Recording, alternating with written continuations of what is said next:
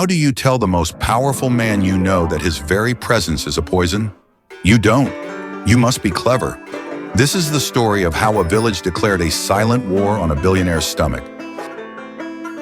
From the sky he came, a son of the soil who had grown into a giant.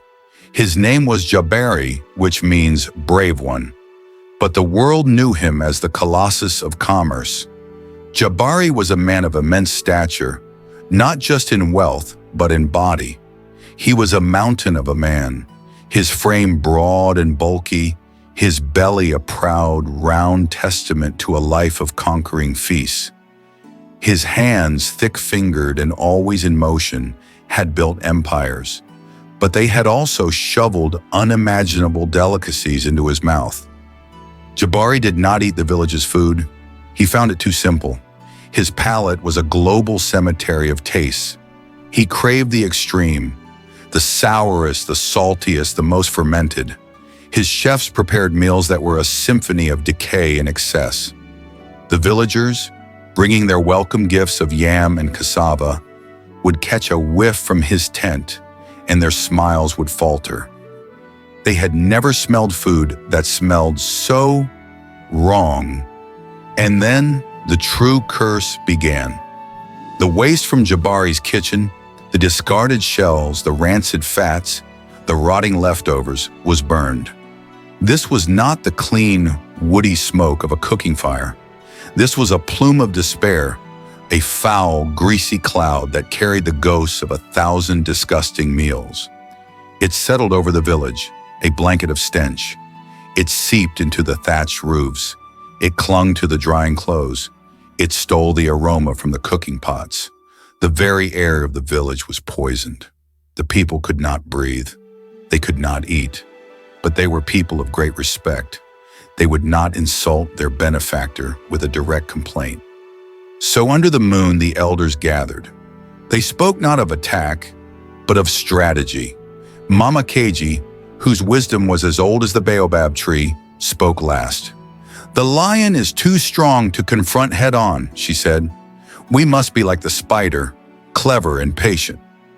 We will not fight the man. We will cure his appetite." Their plan was a masterpiece of subtlety, a three-thorned approach. First, the path of aroma. Children would scatter crushed, fragrant herbs on the paths he walked, so his nose would be filled with the clean sense of the earth, not the memory of his feast. Second, the taint of the earth.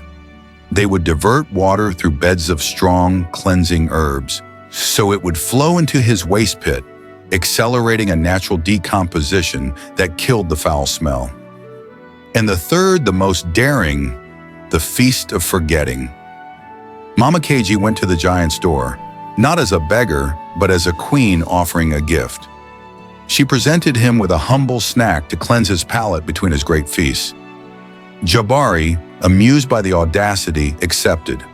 The fruits were a burst of shocking flavor, sweet, tart, and clean. The herbs within created a gentle, soothing feeling in his gut, a feeling of lightness he had not known for years. Slowly, the magic of the village began its work. The constant, gentle fragrance on the paths rewired his sense of smell. The cleaner air around his tent broke his association of home with stench, and the humble snacks, laced with appetite-cleansing herbs, began to change his very cravings. The rich, heavy foods he once loved now tasted like ash and corruption. His stomach, for the first time, yearned for simplicity. One evening, Jabari did not call for his chefs. He walked into the heart of the village and asked humbly if he could share their meal. And as he ate the real food of his ancestors, a great weight seemed to lift from him. The villagers had been clever. They did not drive him out with anger. They healed him with wisdom. They cured his disgusting diet not by attacking the food, but by reminding the man inside the giant of a simple truth, that the purest feast is a feast shared on a clean earth, under a sweet sky. And the air in the village, it once again smelled only of rain and smoke and life.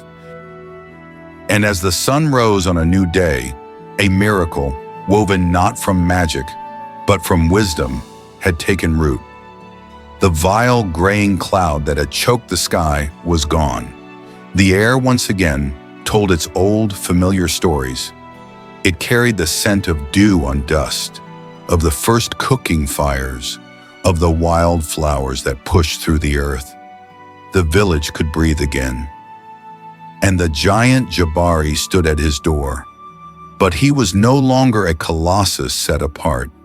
He was a man, humbled by the land that had borne him. The cleverness of the village had not attacked his body, but had healed his spirit.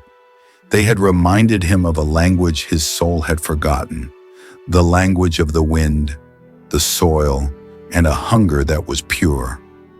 His cravings for the world's extreme and rotting flavors had vanished, replaced by a deep, cellular yearning for what was real, for what was clean. He did not need to speak his request. Mama Keiji, the architect of this quiet victory, had known he would come. The silent war was over. The feast of forgetting was complete. And in that moment, he was not a billionaire. He was a son. He was a child of this earth. Come home. The villagers had been clever. They did not drive him out with shouts, but led him back with silence. They did not fight the beast in him, but fed the man. And so, the billionaire learned the greatest wealth, that a clean breath is more valuable than gold, and a simple meal shared in clean air with a people who remember who you are is the richest feast of all. And the land was whole again. They say a man is what he eats. If that is true, then the billionaire who returned to us was a monster of his own making. And we, the people of the earth, had to find a way to remind the man of the monster he had become.